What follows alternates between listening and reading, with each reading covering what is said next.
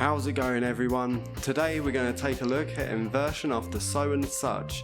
I'm going to explain what it is, when we use it, and importantly why we use it. So sit tight and let's get right in. My name's David and this is the English channel. So this video is part of a short series on inversion. In previous videos we've looked at inversion after so and neither, after adverbials of place, and after negative adverbials. So what do I mean by inversion after so and such? Well, let me first explain it with so. When we have a sentence that uses a phrase of so plus an adjective and before a clause that explains some kind of effect, we can move this phrase to the start of the sentence. And when we do this, we must invert the subject and the be verb, hence why it's called inversion after so and such. It's the same when we use an adverb. If the normal sentence doesn't have an auxiliary verb, then we use some form of do as an auxiliary verb in the inverted sentence and then put the main verb after the subject. In these sorts of sentences, so is used as an intensifier, similar in meaning to very, and so actually has loads of different meanings, as you can see here. It's quite an interesting topic, kind of.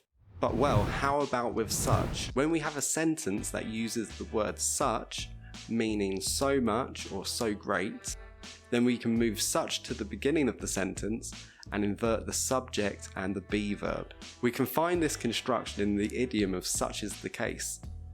Far less common today, but still possible to find in literature from the past, and still grammatically correct, is to use this inversion after a noun phrase that uses the word such. However, unless you are writing in an archaic register, like a parody of Jane Austen or something, then I strongly advise you not to use this construction, as it does look very old. So, when do we use it? Well, inversion after so and such happens almost exclusively in writing, or writing that is going to be spoken, like a news report. The only possible exception to this is the idiom such is the case. It's not that it's wrong to use it in a conversation. If you can do it, then that's cool. But it can seem overly formal. Although personally I think it's pretty neat when I hear it in a conversation, although that's rare. But I'm one of those people that thinks sounding formal can sound classy at times. As long as you're with the right crowd, then you should be okay. Think of an academic setting rather than at the supermarket. So why do we use it then? We use inversion after so and such to add emphasis, to add force to the adjective or adverb that comes after it. If you saw my video on inversion after adverbs of location and direction, you may remember me talking about something called fronting. If you remember, fronting is when we take other parts of a sentence and place them at the beginning in order to give greater attention to them.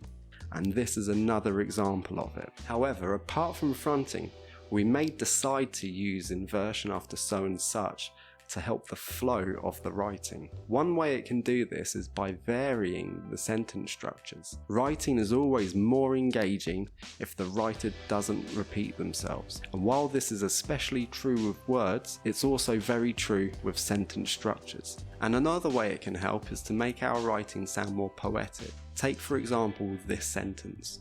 The heavy footsteps grew louder until they stopped abruptly outside my door. My heart beating faster and faster. It was beating so fast that I thought I would pass out. We could invert the last sentence to continue the alliterative effect of the words faster and faster, such as, the heavy footsteps grew louder until they stopped abruptly outside my door. My heart beating faster and faster. So fast was it beating that I thought I would pass out. As you can see, it gives the writing a different flow. You may prefer it or you may not, but it does give you another option. If you found this video interesting, then subscribe to my channel to get more videos on the English language and how it works. Okay, so quiz time.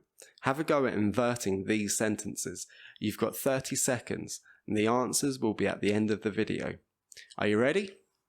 Go!